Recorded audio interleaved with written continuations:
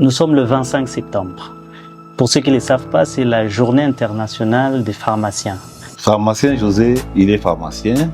Il est le point focal du règlement stratégique international Sud Kivu et en même temps il est président du syndicat des pharmaciens du Sud Kivu. Béatrice Salama, je suis pharmacienne. Je travaille dans le secteur académique. Je suis enseignante à l'Université officielle de Bukavu. En termes simples, Oui. qui est un pharmacien? Un pharmacien, c'est un monsieur, bien une dame, qui est passé à une université reconnue par l'État congolais et il a fait ses 6 ans et à la fin, on lui a donné un diplôme de docteur en pharmacie. Et sur 100% des malades, Oui.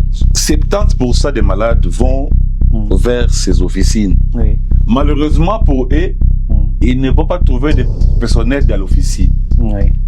Et la personne qui est là ne maîtrise pas les médicaments et il va lui donner ce que lui il attend par rapport à ses produits. Sauver des vies qui dominent ou bien c'est faire des profits qui dominent. Parce que toutes les tendances sont retrouvées sur le terrain à Bukavu. D'une part, il y a des pharmaciens qui respectent les normes éthiques, les règles déontologiques et la législation pharmaceutique. Et pour ces pharmaciens-là, sauver des vies passe devant toute autre chose. Tout médicament c'est un poison. Et un médicament mal conservé, ça devient encore pire. Nous avons des textes. Okay. Les derniers textes que l'État congolais et le président de la République venaient de nous donner, c'est en 2023 ici. Dès qu'on applique ces textes-là, on donne la valeur vraie du pharmacien. Tout sera changé. Est-ce que les herboristes répondent à un besoin réel que les pharmaciens n'arrivent pas à satisfaire? Ok, merci pour cette question. Bon, une question qui n'est pas tendancieuse, j'espère, parce que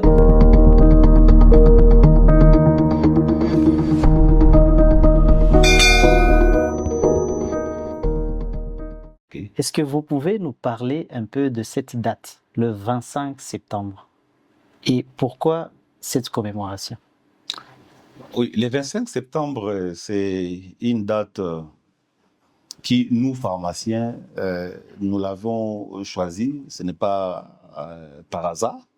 C'est parce que les pharmaciens, ils ont une fédération internationale des pharmaciens qui a été créée ce 25 septembre-là, 1912.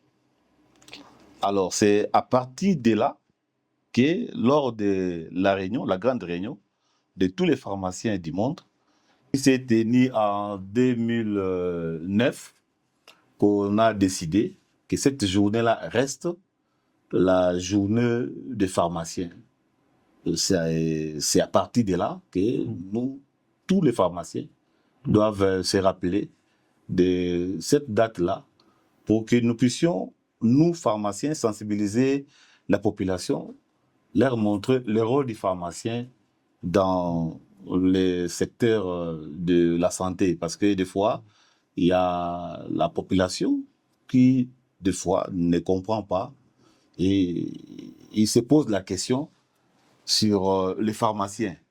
Quel est le rôle du pharmacien? Et c'est à partir de cette journée-là, tous les pharmaciens, là où il doit se mettre debout, il doit parler de la corporation chez la population, qui puisse comprendre le rôle du pharmacien. Voilà l'objectif de cette journée-là de 25 septembre de chaque année. En termes simples, Oui. Qui est un pharmacien? Un pharmacien, Oui. c'est un monsieur, bien une dame, qui est passé à une université reconnue par l'État congolais et il a fait ses 6 ans. Maintenant, là, vous devez faire un cursus de 6 ans. Et à la fin, on lui a donné un diplôme de pharmacien, un diplôme de docteur en pharmacie. Parce qu'il y a une loi qui, aujourd'hui, a tout changé. le pharmacien qui quitte l'université aujourd'hui, il a un diplôme de docteur en pharmacie. Alors, il quitte l'université avec ce diplôme-là. Et à ces moments-là, il doit prendre des engagements avec l'État congolais et la population. Il prend l'engagement devant ses maîtres de la faculté, donc les enseignants, qui l'ont appris c'est tard, parce que ce n'est pas facile pour avoir un pharmacien. Alors, il doit prendre des engagements pour dire que tout ce que vous m'avez donné comme matière ici à l'université, je ne vais pas l'exercer fidèlement. Et il doit respecter ses maîtres. Et à ce moment-là, nous, en tant qu'enseignants à l'université, nous lui demandons, vas-y, va servir cette population-là. Alors, il quitte la faculté, il arrive maintenant au niveau de la profession. La profession maintenant lui demande qu'avant que vous soyez avec nous dans la confrérie, dans la famille, il y a des conditions. Et quelles sont ces conditions-là? Vous devez vous inscrire. L'inscription, cela veut dire le monsieur doit présenter son diplôme réellement montrant qu'il a fini à l'université. Ce n'est pas n'importe quelle université reconnue par les ministères d'enseignement supérieur et universitaire et agréée. Parce qu'aujourd'hui, vous savez ce qui se passe dans d'autres pays. Chacun peut aller créer une université derrière la maison et puis il va commencer à donner des diplômes. Mais là, chez nous, ça n'existe pas. Il faut qu'on puisse envoyer des experts de venir vérifier réellement si vous pouvez former deux pharmaciens. Et voilà, que ce monsieur-là, c'est celui-là qu'on va appeler pharmacien. Tout à fait. Vous venez à peine de nous expliquer en termes simples qui est un pharmacien. Mais nous entendons souvent parler de techniciens pharmaciens, assistants pharmaciens. Est-ce qu'on peut aussi savoir qui sont ces gens-là? Ah, ça c'est une très belle question. Oui.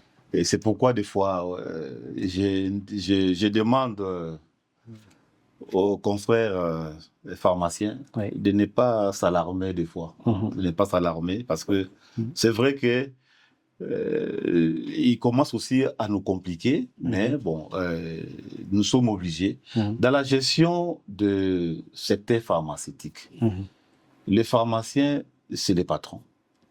Bon, les patrons ne peuvent pas travailler seuls. Il doit avoir des auxiliaires. Alors, c'est la raison pour laquelle l'État congolais, ce n'est pas seulement l'État congolais. Les auxiliaires de pharmaciens, comme je peux vous le dire, ils sont en deux catégories. Il y a des assistants en pharmacie. L'assistant en pharmacie, c'est comme les infirmiers. L'assistant en pharmacie, et ils sont formés au niveau des instituts médicaux. Donc, ils sont formés au niveau des items. Tandis que des techniciens en pharmacie, des techniciens en pharmacie, et ils sont formés au niveau au niveau d'instituts supérieurs. Parce qu'il y a une loi qui permet aux instituts supérieurs de former des techniciens en pharmacie. Voilà les deux catégories qui sont des auxiliaires des pharmaciens. Ils ne sont pas des pharmaciens, ils sont auxiliaires des pharmaciens pour aider le pharmacien dans l'officine, aider les pharmaciens dans l'industrie, aider les pharmaciens dans d'autres domaines. Tout à fait. Et dans des pays anglophones au moins, si aujourd'hui nous allons avec vous au niveau de Nairobi, juste à côté ici, vous allez trouver, parce que les pharmaciens, c'est une matière qui est rare. On ne peut pas les trouver partout. Alors, raison pour laquelle l'auxiliaire des pharmaciens peut se retrouver dans une officine où il ne peut pas délivrer n'importe quel médicament. Il y a des médicaments où on peut l'avoir sans une ordonnance médicale. Et c'est là où on peut trouver un assistant en pharmacie, parce qu'il ne va pas s'embrouiller avec les indications thérapeutiques des médicaments. Voilà. Parce que maintenant, on voit déjà des pharmaciens qui exercent des tâches administratives. Alors, et ça, c'est donné aux pharmaciens ou bien aux techniciens pharmaciens ou bien à l'assistant pharmacien? Voilà, ça, comme je vous ai dit au début, les pharmaciens, nous sommes, le secteur pharmaceutique est régi par des textes. Oui. Alors, il y a des catégories de pharmaciens. Il y a les pharmaciens qui ont choisi de faire la réglementation pharmaceutique. Dans la réglementation pharmaceutique, il y a des administratifs qui sont là-bas. Il y a aussi des pharmaciens, pourquoi pas des auxiliaires en pharmacie. Et là, maintenant, c'est différent. Là, vous pouvez trouver quelqu'un qui est engagé dans un institut de réglementation pharmaceutique et il a prêté serment pour être officier de police judiciaire et il a le droit, à ce moment-là, de faire l'activité de réglementation. Ok. L'activité de réglementation, ce n'est pas donné seulement aux pharmaciens.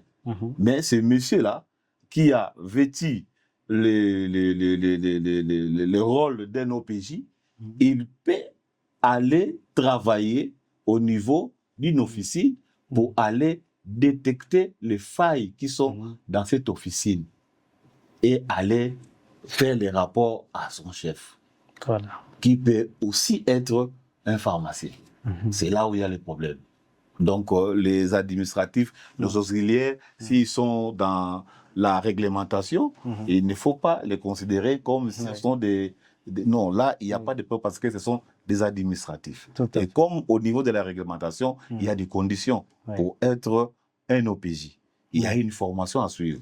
Et le monsieur a fait cette formation-là. Et à la fin, on doit les respecter parce qu'il devient un OPJ. Il doit faire son travail. Tout à fait. Voilà. Alors là, c'est très bien compris. Là, on peut savoir distinguer qui est un pharmacien, qui est un technicien pharmacien et qui est un assistant pharmacie. Alors, j'aimerais savoir quelle est la différence entre une pharmacie professionnelle et une boutique de vente des médicaments. Parce que nous voyons dans notre ville des pharmacies, entre guillemets, par-ci, par-là. On ne sait pas au juste quelles sont les vraies pharmacies auxquelles on peut orienter nos malades. Parce que nous voyons comment elles poussent. Et on doit se le dire, il y a beaucoup de commerçants qui se sont lancés aussi dans ces domaines. Alors, comment on peut maintenant distinguer un vrai pharmacien et un commerçant déguisé en pharmacien? Voilà, merci beaucoup pour la question. C'est une question qui fait mal pour nous pharmaciens. Parce que c'est là où il y a aussi des problèmes de distinction entre un pharmacien et un vendeur de médicaments. La pharmacie que vous voyez là, c'est les cabinets du pharmacien. Ça, c'est la loi. La loi nous dit que ça, c'est les cabinets du pharmacien. Et la personne qui doit être là, c'est le pharmacien. C'est lui qui doit être là. Et ce qui pose problème maintenant, c'est quoi? Les médicaments, nous, on l'utilise pour aider les malades. La personne qui a besoin qui a perdu une des facultés de la santé. Et il a besoin de médicaments pour établir cet déséquilibre au niveau de la santé. Mais malheureusement, c'est pourquoi nous disons, nous délivrons des médicaments.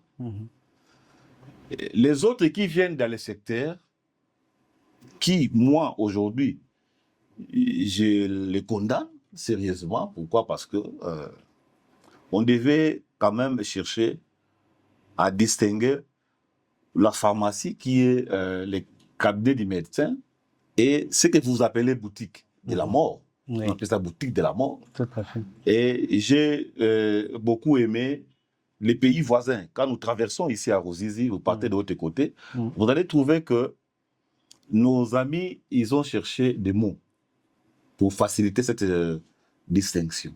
Vous allez trouver, ils écrivent comptoir pharmaceutique. Et cela veut dire que le pharmacien n'existe pas. Là, il y a des médicaments qui ne demandent pas la présence des pharmaciens. Là, c'est le pouvoir régulateur à insister. Quand il n'y a pas un pharmacien, il faut déjà, avec l'effigie que vous allez mettre devant la boutique, puisse montrer que les propriétaires, les gestionnaires des médicaments n'est pas là. Donc, les spécialistes n'est pas là. Donc, ce sont des médicaments de base ou comment? Ce sont des médicaments que le régulateur a demandé qu'on puisse permettre la dispensation sans la présence du pharmacien. Sans la présence du pharmacien. Voilà. Alors, si vous traversez toujours de l'autre côté, vous allez trouver que c'est bien écrit pharmacien. Et on met l'identité du pharmacien à côté. Pour que, en cas de problème de ces produits, vous avez la facilité de contacter les pharmaciens facilement. Parce que c'est le pharmacien qui a reçu les malades qui a mené une ordonnance médicale que vous appelez. Nous, on appelle ça une lettre entre des personnes qui s'ignorent. C'est ça le problème. Le prescripteur qui m'a envoyé les documents, c'est moi qui connais ce qu'il a écrit. Mais les malades, lui, ne connaît pas ce que le médecin a écrit là-bas. Les prescripteurs, moi, en tant que dispensateur, j'ai les codes de ce que lui m'a dit.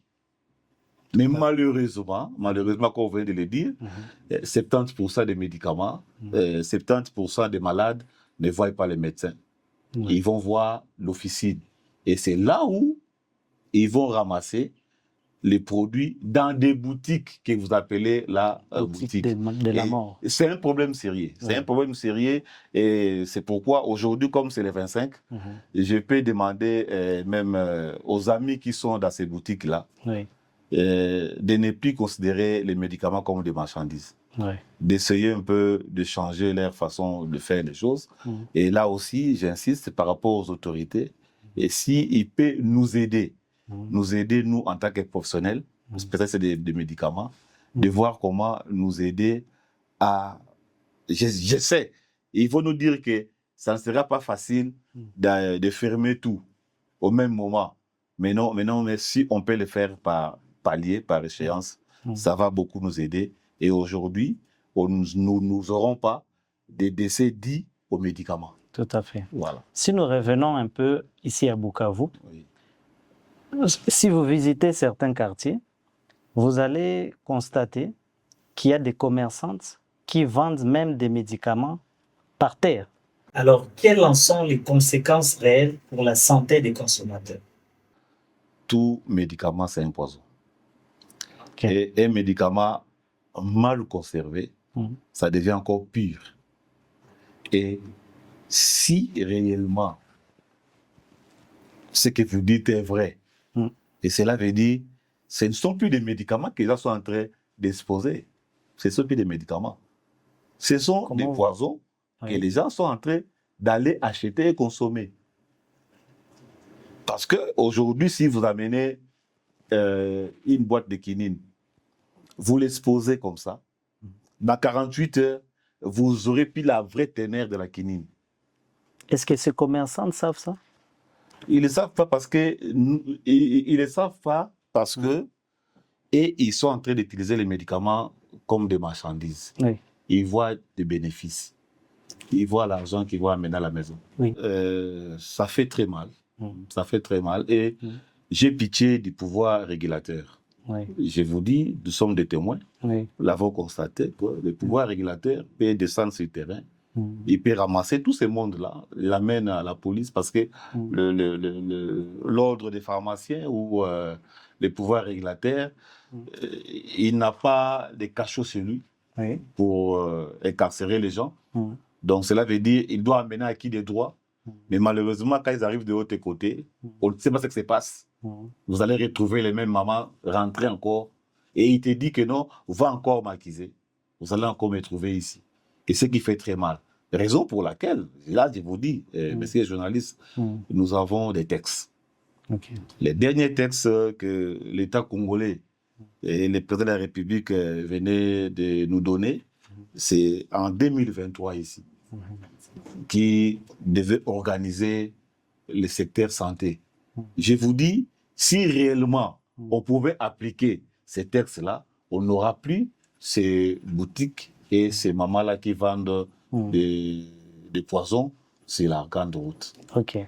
Mais revenons au côté des pharmaciens maintenant. Est-ce vrai que certains pharmaciens ferment les yeux face à la vente illégale des médicaments, voire même des médicaments périmés ou mal conservés, Ça, c'est... pour des raisons, on ne sait pas, peut-être financières? Bon, je ne peux pas donner tout ce que je sais en tant que pharmacien responsable. Je suis un responsable, comme je vous avais dit là au début.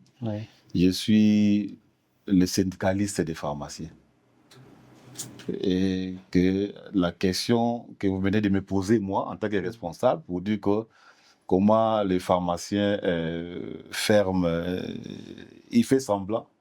Il fait semblant de voir les médicaments périmés, réétiquetés et lancés encore sur les marchés. Pour des raisons pour les raisons lucratives qu'on vient de dire là.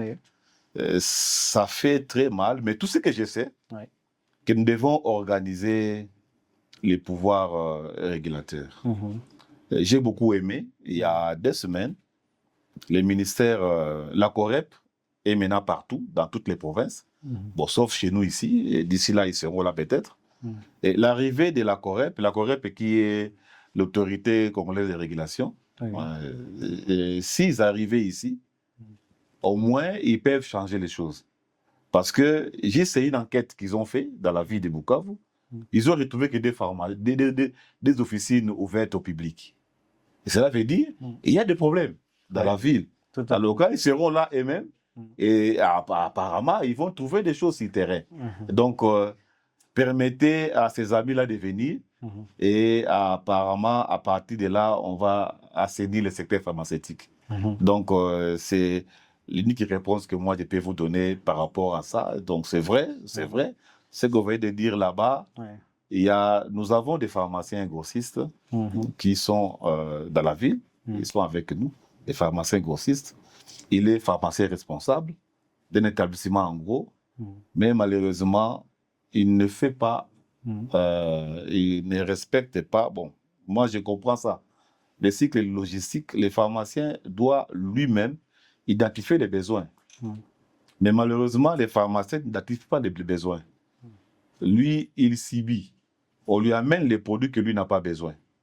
Et à la fin, il va se retrouver avec des produits périmés.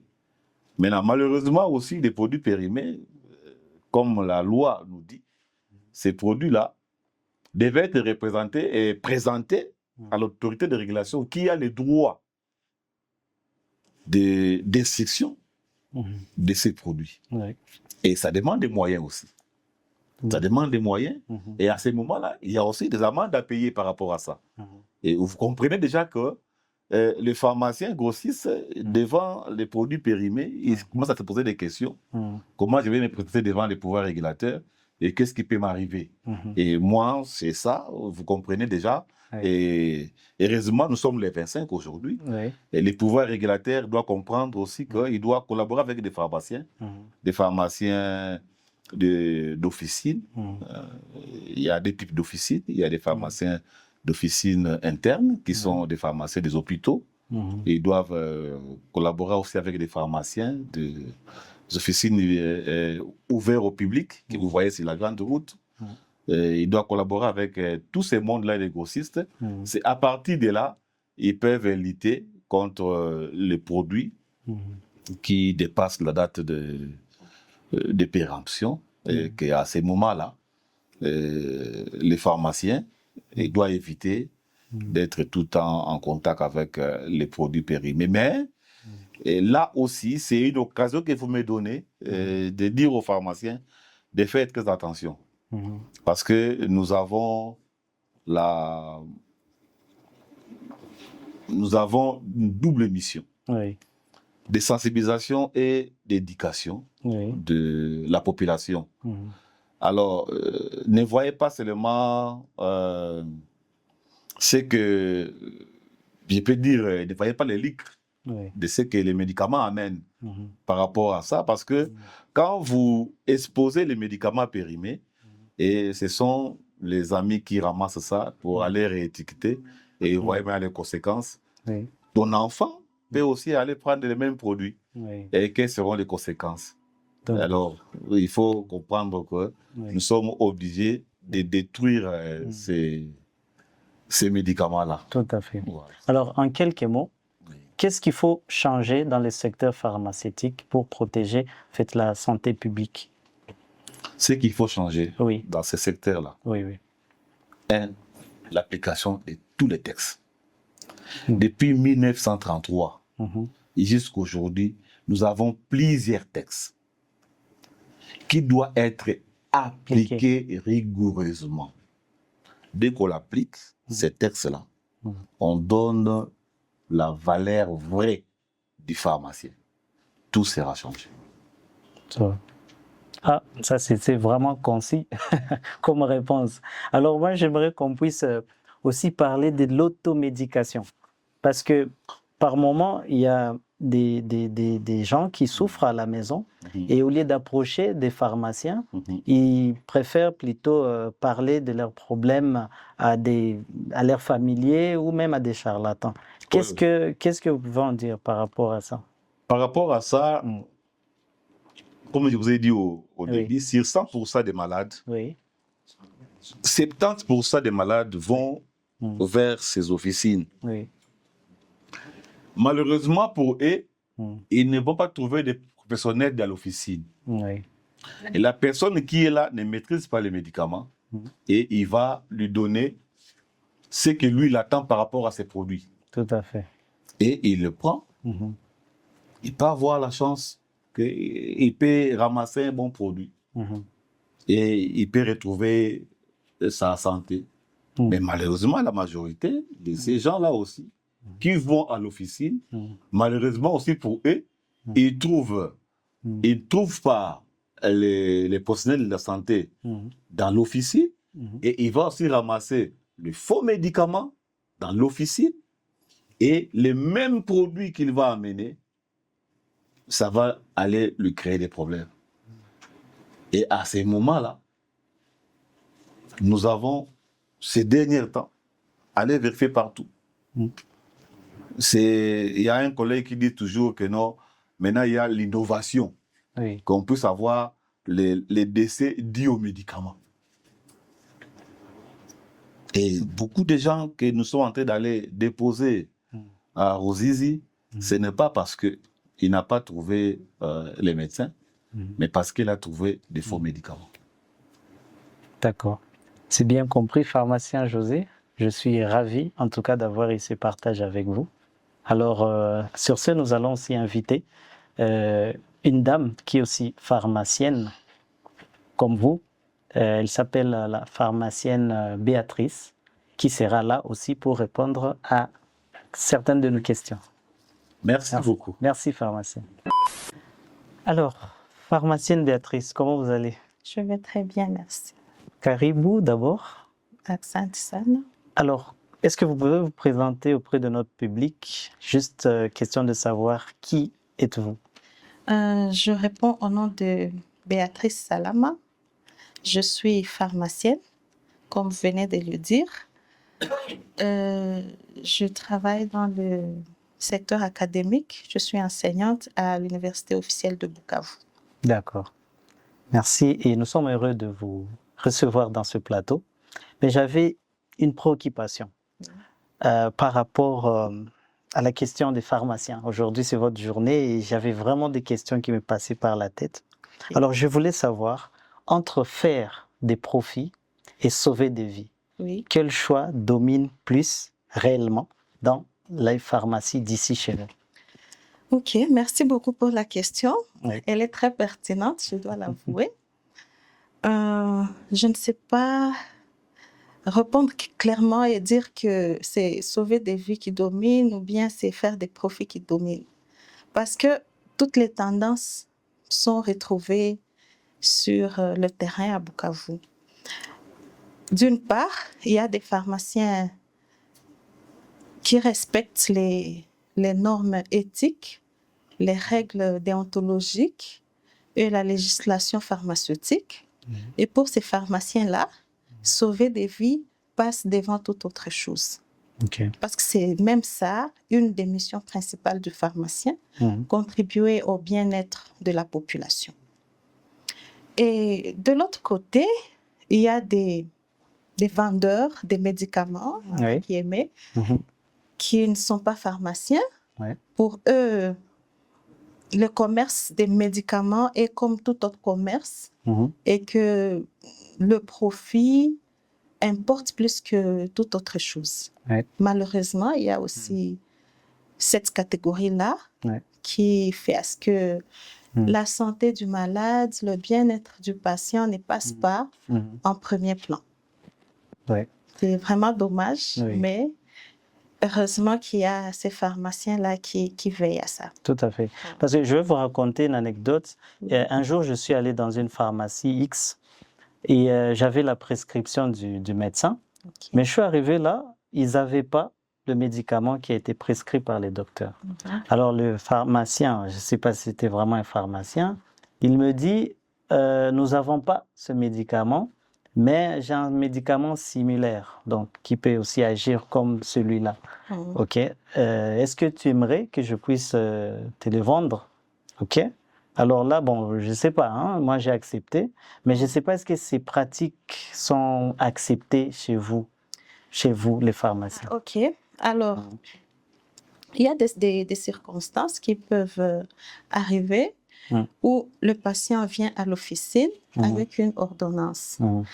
Alors, tu sais que il y a des classes de médicaments qui sont indiqués pour une même pathologie. Donc, les médicaments de la même classe. Bon, par exemple, je prends un exemple typique.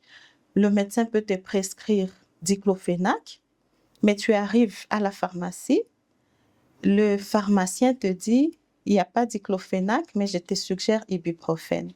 Mais je dois noter que le pharmacien n'a pas toute la liberté de modifier une ordonnance sans pour autant contacter le prescripteur. Tout à fait. Donc, dans une situation pareille, le pharmacien devrait d'abord contacter le prescripteur parce que sur l'ordonnance, il y a le numéro de contact du médecin prescripteur au bas de l'ordonnance. Et l'éthique oblige à ce que les pharmaciens puissent d'abord contacter le prescripteur pour lui dire, ah ben, il y a un patient qui est là devant moi, mais qui n'a pas X médicaments que tu as prescrit. Moi, j'ai une autre alternative. Alors, je doute que la personne que tu aies trouvée à l'officine soit vraiment un pharmacien parce que c'est déplorable. Dans plusieurs officines de la place ici à Bukavu, on ne trouve pas de pharmaciens qualifiés. On trouve, des personnes qui savent lire et écrire et qui malheureusement se font appeler pharmaciens. Tout à fait. Voilà. Alors, sur ça, j'aimerais savoir quel rôle concret le pharmacien doit-il jouer pour la prévention des maladies ici chez nous, à part vendre des médicaments. Ok, merci pour cette question. Eh bien, le pharmacien, je dois d'abord noter que le rôle du pharmacien, même à l'officine, ce n'est pas de vendre les médicaments. En tout cas, c'est loin, c'est bien au-delà de la simple vente des médicaments. Malheureusement, à Bukavu, on pense que c'est ça un pharmacien. Mais dans la prévention des maladies, la première chose ou le premier rôle que les pharmaciens jouent, c'est d'abord le rôle de conseil. De conseil. Le pharmacien peut avoir devant lui des malades chroniques, par exemple. À travers des conseils thérapeutiques, le pharmacien peut aider les patients à éviter certaines maladies, notamment les maladies hydriques. Les pharmaciens peuvent conseiller les patients sur les bonnes règles d'hygiène, sur le fait de dormir sous moustiquaire imprégné d'insecticides. Donc, à ce moment-là, l'officine, qui est le bureau du pharmacien, devient un cadre d'échange, d'accompagnement et de soutien aux malades.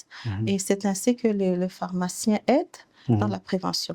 Je dois aussi noter que ce n'est pas seulement à l'officine que le pharmacien preste. Il y a des pharmaciens qui travaillent dans des hôpitaux.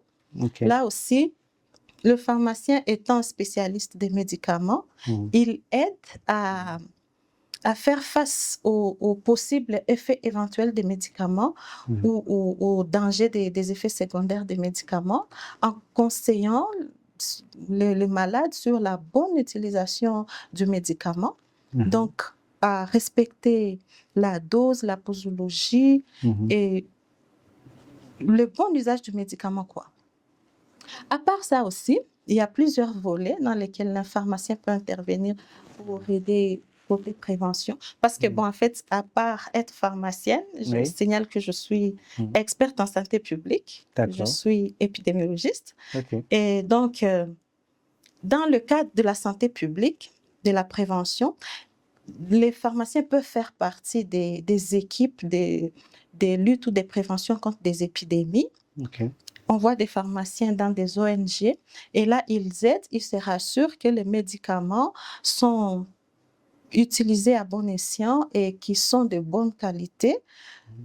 Tout ça dans le but de contribuer à la prévention ou à la lutte contre les épidémies. Donc, c'est très vaste, le champ est très vaste et avec plusieurs exemples. Tout à fait. Alors, bien avant l'arrivée des pharmaciens, je pense que ici chez nous, je dirais que c'était les herboristes qui exerçaient ce rôle des gardiens de la santé. Oui. Alors, j'aimerais savoir maintenant, est-ce que les herboristes répondent à un besoin réel que les pharmaciens n'arrivent pas à satisfaire? OK, merci pour cette question. Bon, une question qui n'est pas tendancieuse, j'espère, parce qu'on constate, bien sûr, comme tu viens de le dire, que ici chez nous, en Bukavu, beaucoup de personnes ont tendance à aller vers les herboristes plutôt que commencer leur traitement dans des structures de santé modernes. C'est très pertinent parce que l'herboriste, il est dans la communauté. Il vit avec la population. Ils peuvent être dans un même quartier ou quoi. Il est facile à avoir. Il est plus accessible par rapport aux pharmaciens ou aux médecins. Et ça, c'est la première raison qui fait à ce que les personnes ont tendance à commencer d'abord par l'herboriste. Et puis, deuxièmement, l'herboriste propose ses services à moindre coût par rapport aux coûts proposés dans des structures modernes. Cela fait à ce que la population trouve que l'herboriste répond mieux à leurs attentes par rapport aux pharmaciens ou aux médecins. Et il y a aussi le fait que l'aspect culturel ici chez nous, parfois la population ne perçoit pas très bien certaines maladies. Je peux prendre l'exemple, l'épilepsie par exemple. L'épilepsie qui est une pathologie physiologiquement claire à expliquer, mais chez nous, on donne une annotation mystique à des pathologies comme l'épilepsie ou comme des troubles mentaux par exemple. Et dans ces cas-là, la population ne part pas d'abord, ce n'est pas généralisé, mais certaines personnes ne partent pas d'abord voir un professionnel de santé moderne et ils pensent que chez l'herboriste, ils vont trouver gain de cause plus facilement. Alors, les trois domaines ou éléments que je viens de donner montrent que je dirais que oui, dans ce cas-là, l'herboriste répond à un besoin de la population. Déjà l'accessibilité, le prix et l'aspect culturel. Mais je dois noter que l'herboriste aussi a beaucoup de limites dans la prise en charge des pathologies. Parce que je ne sais pas comment l'herboriste fait le diagnostic. Vous savez que dans un hôpital, il y a des examens de laboratoire qu'on doit faire pour confirmer toutes les pathologies d'ailleurs, ce qui ne se fait pas chez l'herboriste. généralement, eux, ils prennent en charge les intoxications. Eh ben, je ne sais pas comment, sur base de quoi ils font leur diagnostic. Ça, d'abord, c'est le premier problème avec les herboristes. Le deuxième problème avec les herboristes, c'est le dosage, la posologie du traitement qu'ils proposent aux patients. Donc, je ne sais pas comment ils calculent ça. Je vois. Juste dire, prends un bidon, tu finis ça. Une bouteille de cette préparation et tu prends pendant, bon, je ne sais pas sur base de quoi. Tout à fait. Et puis, on ne sait pas la composition exacte de ce qu'ils utilisent. Généralement, ils utilisent des extraits de plantes, des extraits totaux. Alors que les plantes, une plante peut avoir beaucoup de métabolites secondaires avec des effets qui peuvent interagir entre eux. Et bon, je ne sais pas si l'herboriste contrôle tout ça. Ça ne signifie pas que je suis contre la médecine traditionnelle, non, parce qu'elle doit être vraiment une complémentarité de la médecine moderne. Nous savons que beaucoup des produits utilisés en médecine moderne sont d'origine végétale aussi, comme les produits qu'on utilise en médecine traditionnelle. Et l'important, c'est de savoir comment associer les deux et en faire quelque chose de scientifique, quoi. Quelque chose de durable et de bien adapté aux conditions. D'accord. Donc, si on comprend très bien, la médecine traditionnelle pourrait peut-être jouer des complémentaires à la médecine moderne. Oui, je pense qu'on ne peut pas l'écarter. Oui, parce que je vois, par exemple, je peux vous raconter une anecdote, je connais des personnes qui n'aiment pas prendre le médicament. En fait, pour eux, ils ont trop peur. Je ne sais pas c'est quoi le problème, mais ils préfèrent beaucoup plus aller voir les herboristes et tout. Sabina bashinda kule, njo sasa banenda ona sasa ba pharmacie. Oui, malheureusement, ils reviennent à la médecine moderne après avoir compliqué davantage les choses. Oui, et quel conseil vous donnez à ces genres de personnes-là qui font ces genres de mouvements? Parfois, ça crée des problèmes dans leur santé. Parce que ces mouvements-là, c'est vraiment, ce n'est pas à leur avantage. Parce que très souvent, ils reviennent à l'hôpital avec plus de complications et de problèmes que ceux qu'ils avaient au départ. Bon, moi, je pense qu'idéalement, le monde, les choses ont évolué. Il y a quand même des herboristes qui sont dans une association. Il y a une association d'herboristes reconnue ici et qui travaille en collaboration avec le personnel de la médecine moderne. Je crois que la tendance, ce n'est pas vraiment d'aller voir les charlatans et tout, mais de demander conseil d'abord auprès de son pharmacien ou de son médecin pour pouvoir bien équilibrer les choses et ne pas... C'est compliqué la vie, inutilement. Tout à fait. Oui. La population doit comprendre qu'il y a des maladies physiologiques normales, comme des troubles mentaux. Ce n'est pas seulement lié, associé à la sorcellerie comme nombreux le pensent. Tout à fait. Et c'est très bien pris en charge dans la médecine moderne. Nous avons des psychiatres qui sont spécialistes en ça. Et que bon, il y a quand même besoin d'un changement de mentalité quelque part, je dirais. Pharmacienne Béatrice, merci beaucoup. Je suis heureux d'avoir fait cet échange avec vous. Le sentiment est partagé. Je suis aussi très ravie. Super. Alors, pour qu'on puisse aller un peu plus en profondeur dans votre domaine, nous avons fait appel au pharmacien Rodrigue, avec qui vous allez partager la deuxième partie de ce podcast. Ah, ok. D'accord.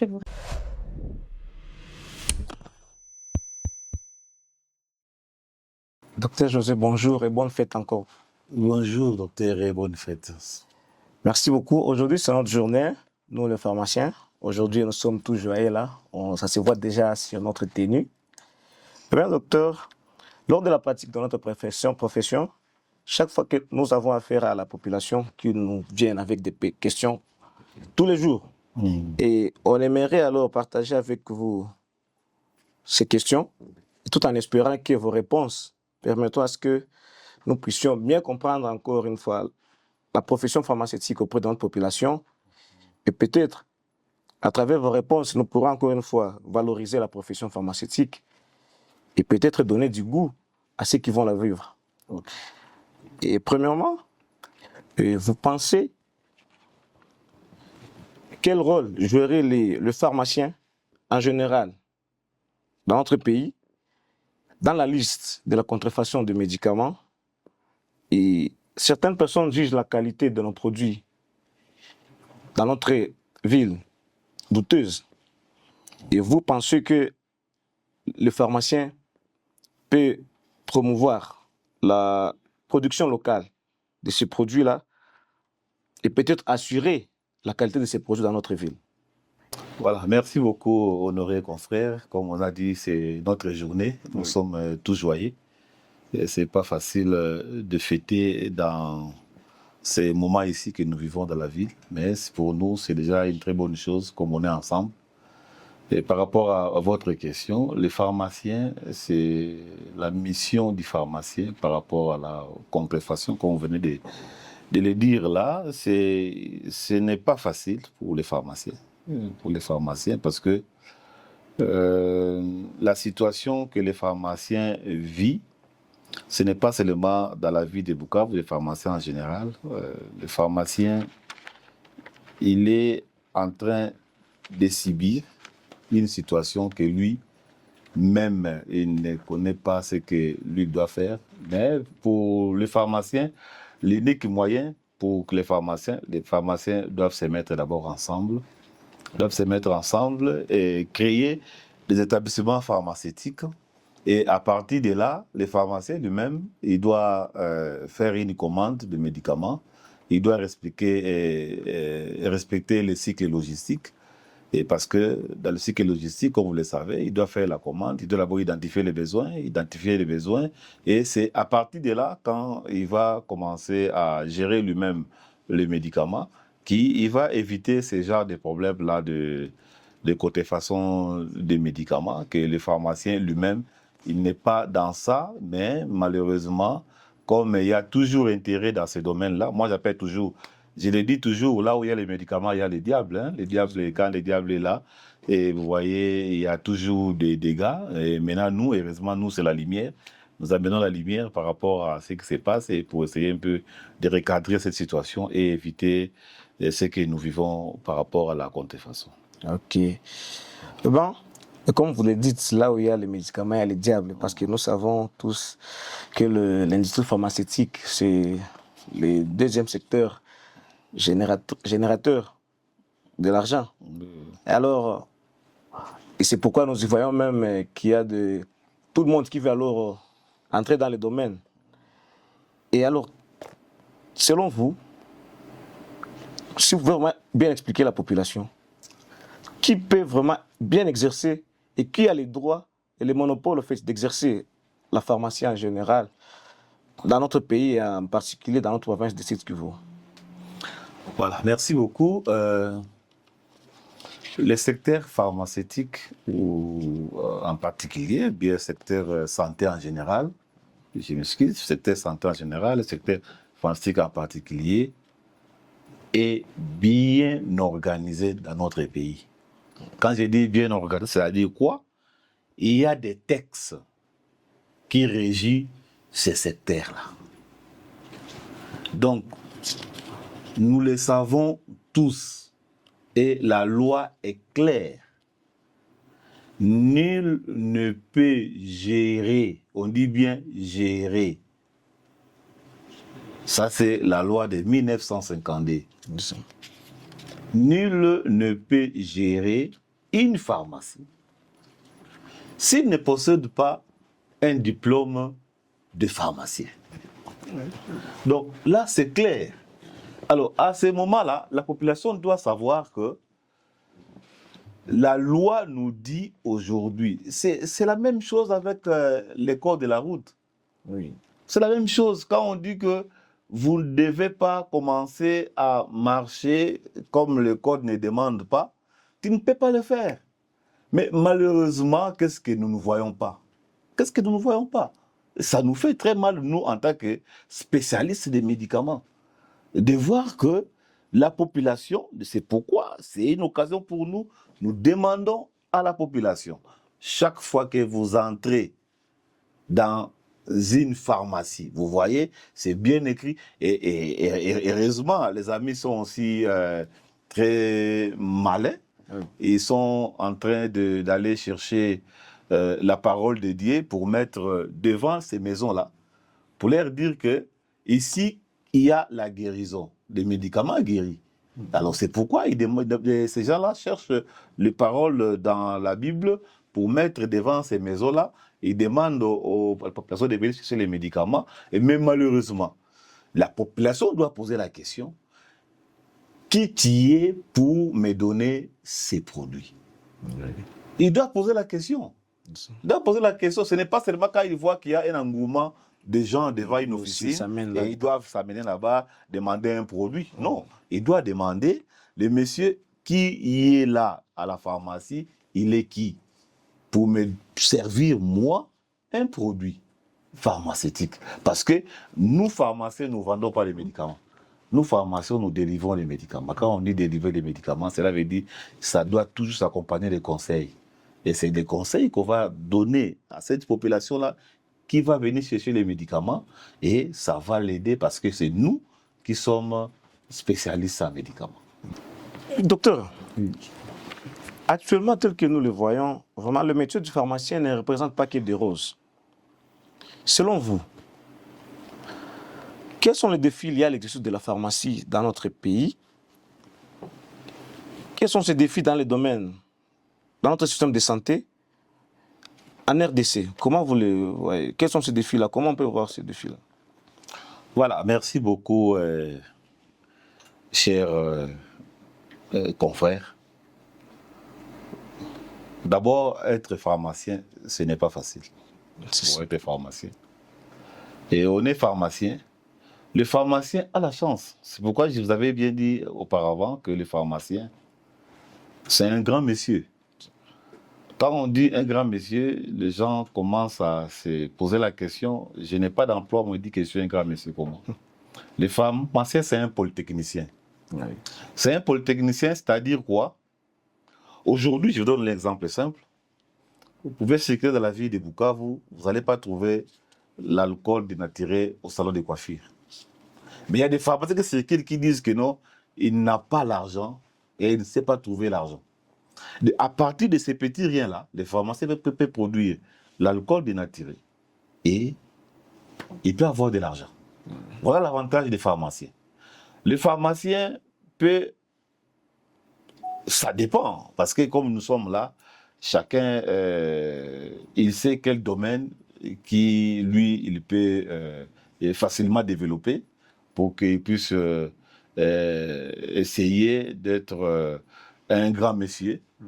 Alors, le pharmacien, je sais que ça fait très mal. Nous sommes envahis.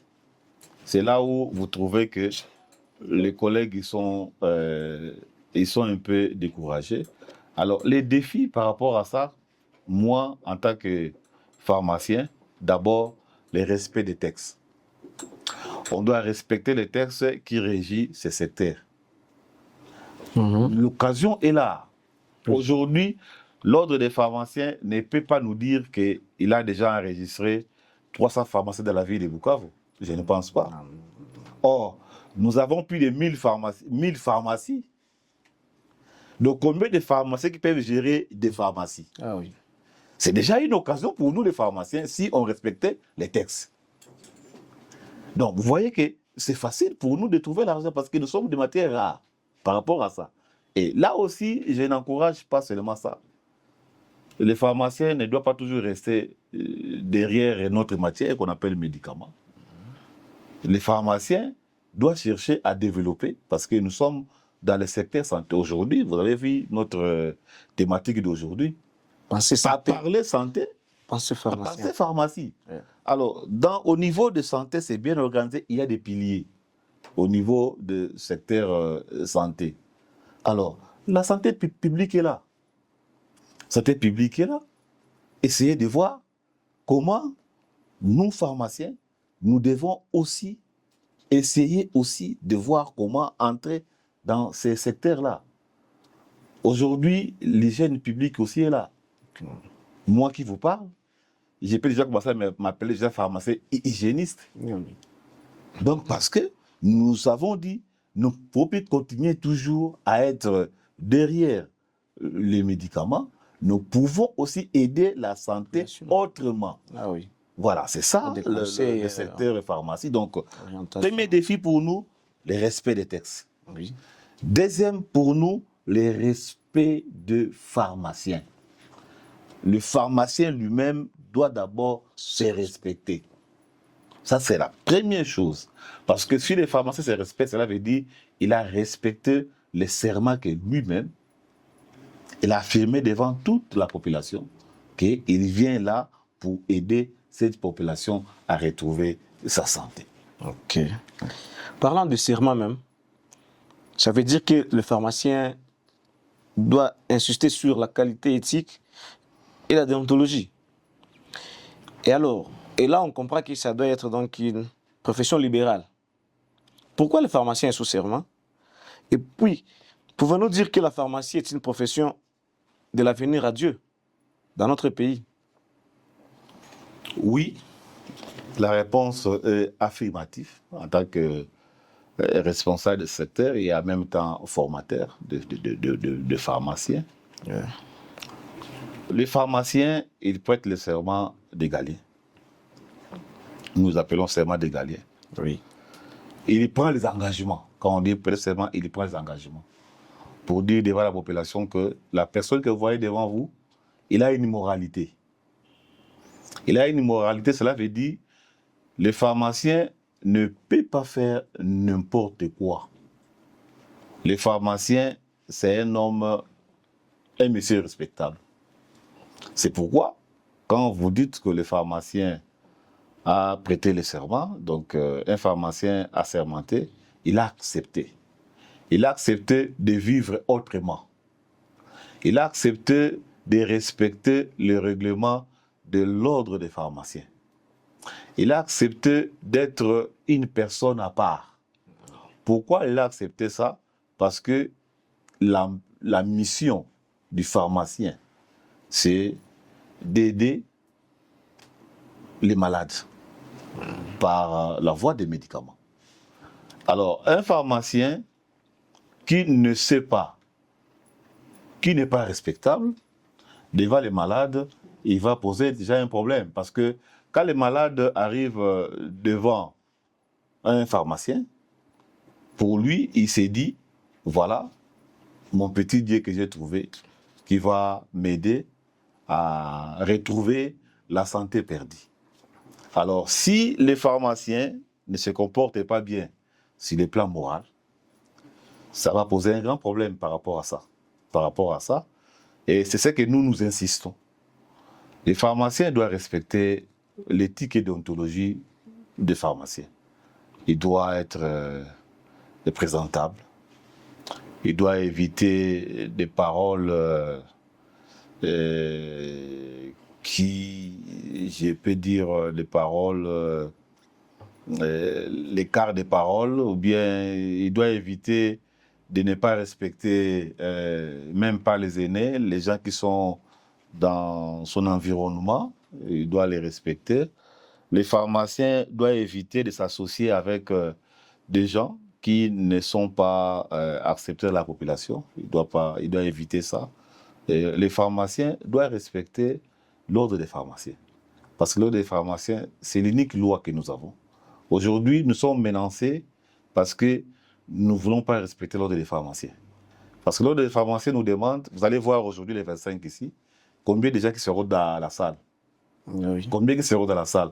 Or, on a invité les pharmaciens, des fois gratuitement, venez. Surtout qu'il y aura des échanges là-bas, il y aura voilà, des échanges qui seront... Vous allez trouver que les pharmaciens seront tous presque, vous allez trouver qu'ils seront absents.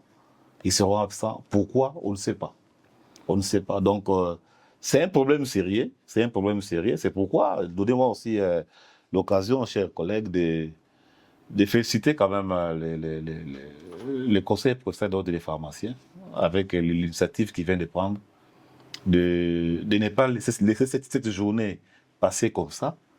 Nous savons que la situation que nous vivons ici n'est pas facile, mais au moins le conseil nous invite, nous pharmaciens, de nous rappeler de notre rôle de pharmacien et d'être ensemble, pharmaciens enseignants, pharmaciens de l'hôpital, pharmaciens grossistes, pharmaciens commerçants, tout le monde doivent se réunir et le fait d'être ensemble et le fait d'échanger entre nous, ça montre aux gens qui sont des envahisseurs du secteur que, attention, les gens là sont maintenant ensemble, on ne sait pas ce qu'ils sont en train de mijoter, et préparons-nous aussi en conséquence de libérer leur secteur. Voilà. Oui. Merci beaucoup, docteur, et pour ces éclaircissements, et nous espérons que ces réponses aux questions que nous venons de vous poser vont apporter une plus grande lumière à la population. Et pour cette journée d'aujourd'hui, nous espérons que les pharmaciens, les confrères seront nombreux dans la salle. Pas comme vous le dites, qu'ils ne seront pas là, qu'ils seront absents. Espérons qu'aujourd'hui, ils seront présents et vont répondre à l'invitation du Conseil provincial de l'Ordre. Merci beaucoup. Je serai très content d'être avec tout le monde dans la salle. Merci. Docteur Salama Béatrice, bonjour. Bonjour, confrère. En tout cas, je suis très ravi d'être avec vous. De même que moi. En ce jour du 25 septembre, nous célébrons notre journée de pharmacien. Oui. Nous avons quelques questions qu'on va vous poser, peut-être qu'avec vos réponses, nous allons pouvoir faire comprendre à la population ce que le pharmacien et ce qu'il apporte donc à la population. OK. Et premièrement, nous allons poser la question du savoir. Il est vrai que le pharmacien est méconnaissable, est méconnu donc dans la population. Selon vous, pensez-vous que le fait que le pharmacien soit méconnaissable dans la population, cela pourrait avoir un impact négatif sur la santé de la population? OK. Et que doit faire un pharmacien? Merci pour la question, pharmacien Rodrigue. Oui. Avant de répondre, je me permets de vous souhaiter une bonne fête. Merci, merci pareillement, merci. Merci. Oui, malheureusement, c'est vrai que ici chez nous à Bukavu, en tout cas la grande partie de la population ne connaît pas qu'est-ce qu'un pharmacien. On confond le pharmacien avec des petits vendeurs de médicaments et pourtant les pharmaciens est le cœur ou le poumon même de la prise en charge du patient. Je pense qu'il y a plusieurs dangers liés à cela. Premièrement, la population n'est pas informée. Et pourtant, le pharmacien est la personne la mieux indiquée pour informer la population sur l'utilisation des médicaments, les risques liés à une mauvaise utilisation des médicaments, les risques liés à l'automédication, les risques liés à des problèmes de résistance aux antibiotiques et tout et tout. Alors, si la population n'est pas informée de ça, comprenez qu'elle est exposée à une utilisation abusive des médicaments, à une automédication, avec toutes les conséquences liées à l'automédication. Donc, c'est cela, en tout cas, la plus grande conséquence à laquelle la population est exposée en ne connaissant pas le rôle du pharmacien. Le pharmacien est aussi un éducateur. Le pharmacien est aussi un agent clé dans la prévention des maladies. Alors, tant que la population n'est pas informée, ce n'est pas à son avantage. C'est pourquoi il est très important de faire des sensibilisations, d'informer la population de Bukavu sur le rôle du pharmacien pour que la population aille vers le pharmacien et bénéficier de son expertise et de ses services. Oui, docteur, merci pour votre réponse. Il est vrai que la pratique d'automédication est très répandue dans notre ville. Oui. Il suffit que vous ayez un enfant à la maison, il a des maux de tête, il a des maux de ventre, et directement on court à la pharmacie, on dit on a besoin d'un médicament pour le soigner. Quel rôle jouerait le pharmacien face à l'automédication et aux médicaments en vente libre? OK. Avant de répondre à cette question, je me permets d'abord de définir l'automédication. Peut-être qu'on en parle, il y a des personnes qui ne connaissent pas cette raison pour laquelle on a fait appel à vous pour bien expliquer la population. Alors, l'automédication, c'est l'usage ou la consommation des médicaments en dehors d'une prescription médicale. Donc, c'est le fait qu'une personne prend un médicament sans l'avis d'un expert, sans l'avis de son médecin, sans l'avis du pharmacien. C'est ça l'automédication. Oui. Cette pratique est malheureusement devenue très courante ici chez nous à Bukavu et elle expose la population à des dangers terribles liés à l'utilisation abusive des médicaments. Alors, en consommant un médicament sans l'avis d'un expert, d'abord, on n'est pas sûr d'avoir posé le bon diagnostic. On peut avoir un symptôme X, on pense qu'il est associé à une pathologie Y, et pourtant ce n'est pas ça. Alors, à part le fait de ne pas être sûr du diagnostic qu'on a posé, on ne respecte pas la façon de prendre le médicament. Et puis, on ne prend pas la dose indiquée. Prenons l'exemple des antibiotiques. Je vais donner un exemple. Oui. C'est vraiment dommage qu'ici, chez nous, on voit des personnes aller prendre des antibiotiques sans ordonnance. Oui. Dans d'autres pays bien développés, on ne prend pas des antibiotiques sans ordonnance. Et malheureusement, dans nos pharmacies ici, on ne trouve pas seulement des pharmaciens.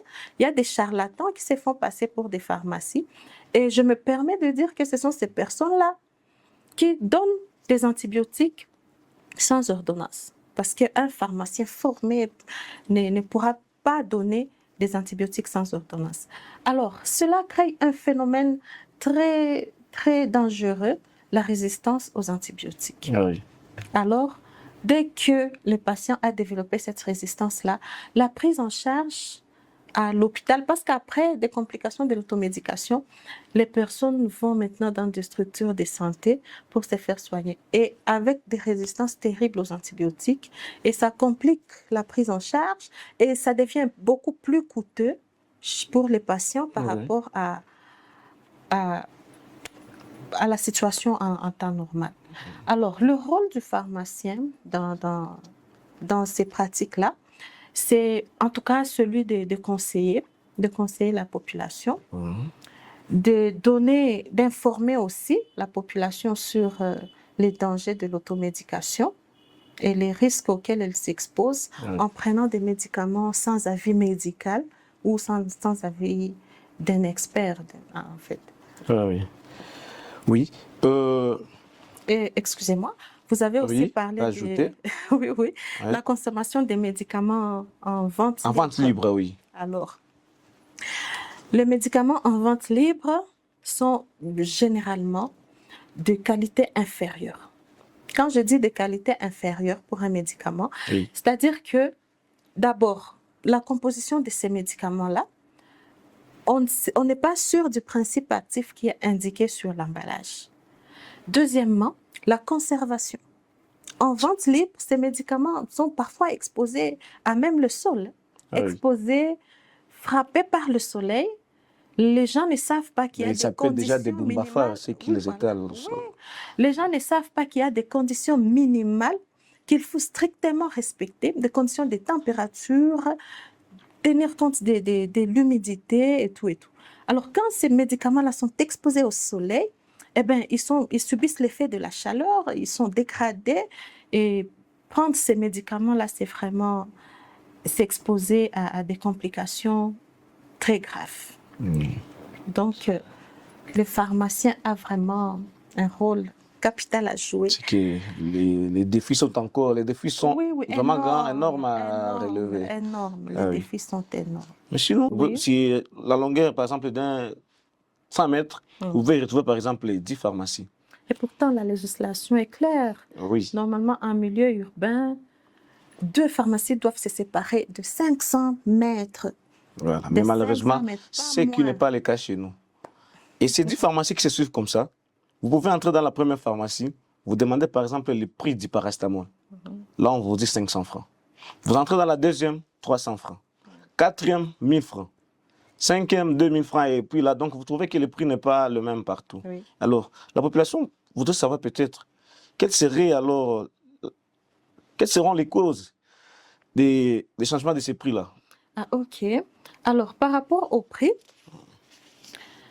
la première raison, c'est d'abord le manque de la réglementation. Vous savez que dans notre pays, la République démocratique du Congo, dans le domaine des Non, s'il vous médicaments, plaît, docteur. oui, C'est le manque de la réglementation, soit c'est le manque d'application de la réglementation. voilà, merci pour la correction. Oui. Pas manque d'application de la réglementation. Vous savez que en ce qui concerne la vente des médicaments, il y a une marge bénéficiaire qui est reconnue, mais cela n'est pas respecté. Oui. Donc, les individus se permettent de fixer les prix des médicaments comme ils veulent.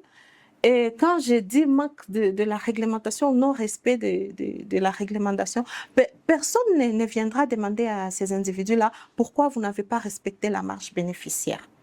Donc, il y a aussi cette impunité-là qui favorise cela. OK. Bon, à part ça, il y a la chaîne d'approvisionnement en soi. Les deux pharmacies n'ont pas peut-être fait recours à la même chaîne d'approvisionnement. Vous savez qu'il y a beaucoup de défis liés à la chaîne d'approvisionnement aujourd'hui. L'état des routes. Bon, commençons d'abord par le choix du fournisseur. Il y a d'une part des pharmaciens formés qui respectent le choix du fournisseur.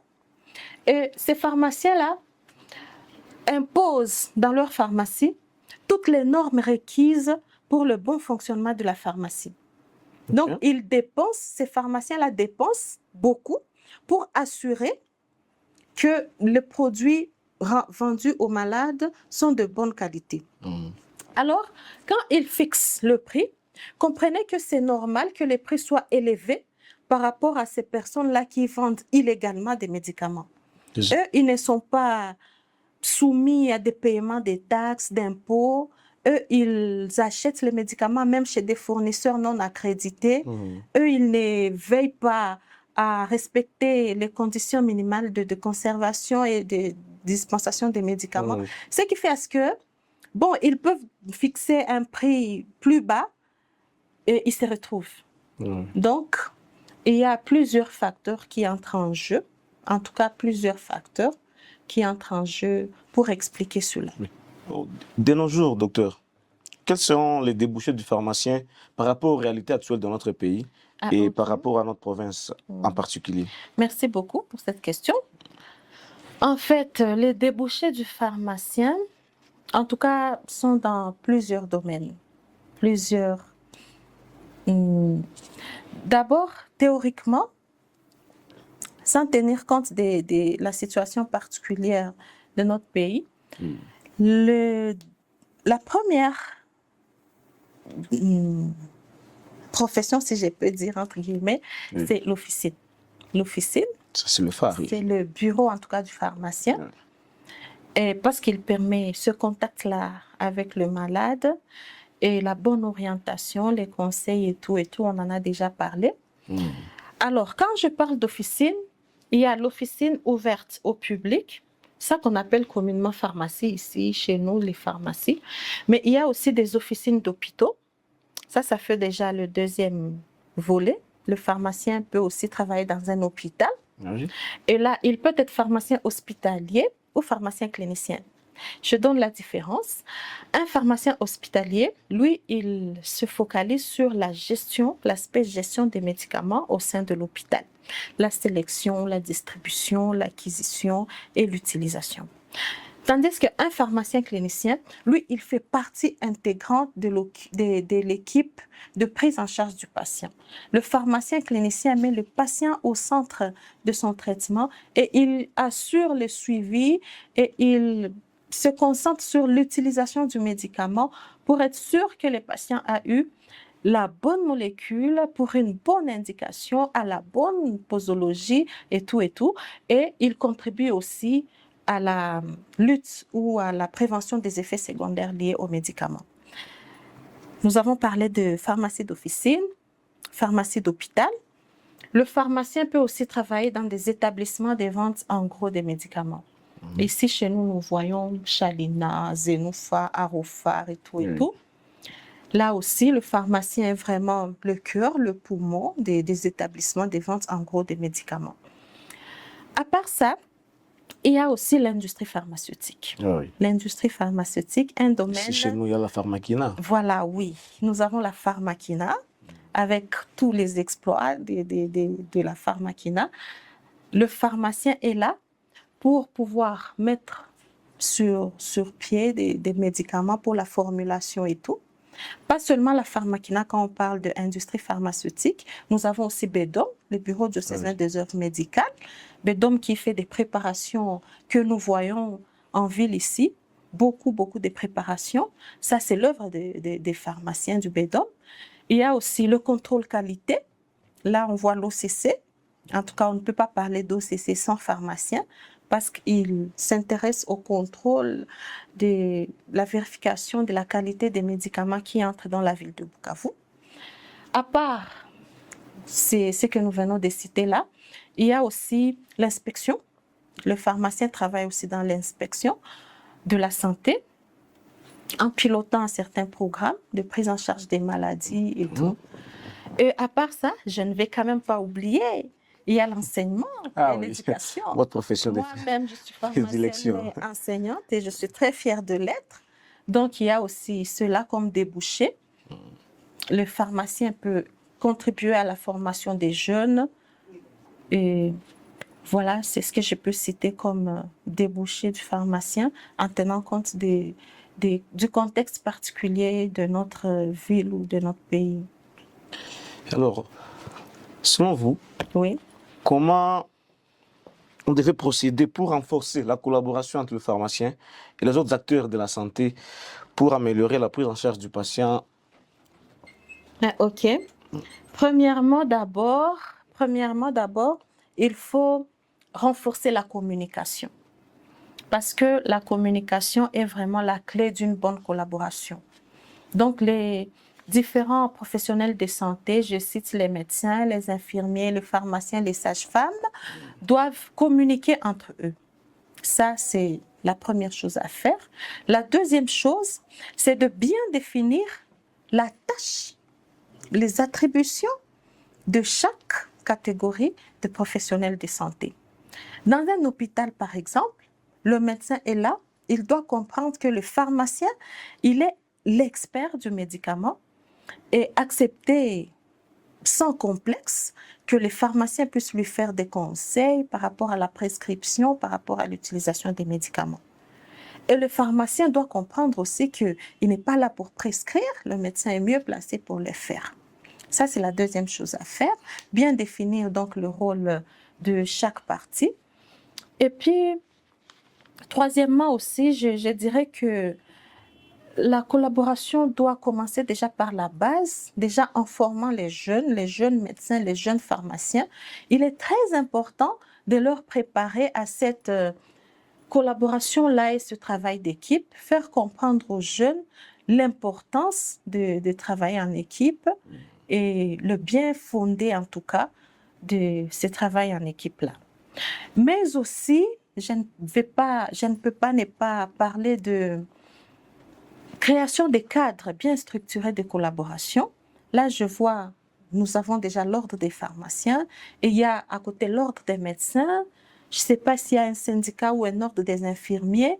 Ces différents ordres-là doivent servir vraiment de cadre de collaboration en incitant leurs membres à vivre en harmonie et en bonne collaboration. Parce qu'en fait, après tout, on a tous le même objectif, la même vision, c'est le bien-être du patient. Et nous avons vraiment intérêt à collaborer et à vivre en harmonie. Ok. Docteur, de jour au jour, il y a des réalités qui, dans le monde en matière de la santé, qui se diffèrent. Oui. Surtout l'exemple du Covid. Oui. La façon dont on a vécu le Covid en Europe, ce n'est même pas la même façon qu'on l'a vécu ici chez nous. Oui. Alors, selon vous, pensez-vous que le pharmacien congolais a un rôle à jouer dans la recherche et le développement de nouveaux médicaments adaptés aux réalités africaines? Oui, mais bien sûr que oui, le pharmacien congolais a un rôle très important à jouer. D'abord, pourquoi? Parce qu'il est dans la population, il vit avec les patients et il connaît très bien le contexte et les réalités de notre pays. Le pharmacien, prenons d'abord un volet, il est expert en pharmacognosie. La pharmacognosie, c'est l'étude des plantes, quoi, si je peux me permettre, des plantes médicinales. c'est toute la science qui s'intéresse à l'identification des métabolites secondaires, à l'extraction des métabolites secondaires, aux propriétés pharmacologiques pour venir en faire des préparations, des formulations galéniques utilisables par la population. Alors, le pharmacien, il est là pour explorer. Tu sais que notre pays a une biodiversité très riche et le pharmacien est mieux placé pour explorer cela et mettre à la disposition de la population des produits adaptés au contexte du pays, en tenant compte des réalités économiques aussi. Et c'est comme ça que vraiment la recherche est d'une importance très capitale pour le bien-être du patient congolais. Et vraiment, je ne vois pas la pharmacie séparée de la recherche. Non, non, non, non. En tout cas, on a besoin de cela pour pouvoir mettre en place un système de santé résilient et répondant au contexte de notre pays. Docteur Salama, merci beaucoup pour vos réponses très riches et nous espérons que la population va trouver satisfaction à leurs questions. Merci beaucoup. Merci et ça a été un plaisir de partager, d'échanger avec vous les jours de notre fête, ce 25 septembre de pharmacie. Le plaisir est partagé et j'invite la population de Bukavu de bien vouloir chercher à s'informer sur le rôle et l'importance du pharmacien en société. Le pharmacien est le personnel de santé de proximité qui est vraiment à côté de la population et le rôle qu'il joue dans la prévention, dans la lutte contre les maladies est vraiment très important. Merci beaucoup, docteur. Merci. Virgule Griff Yambuka.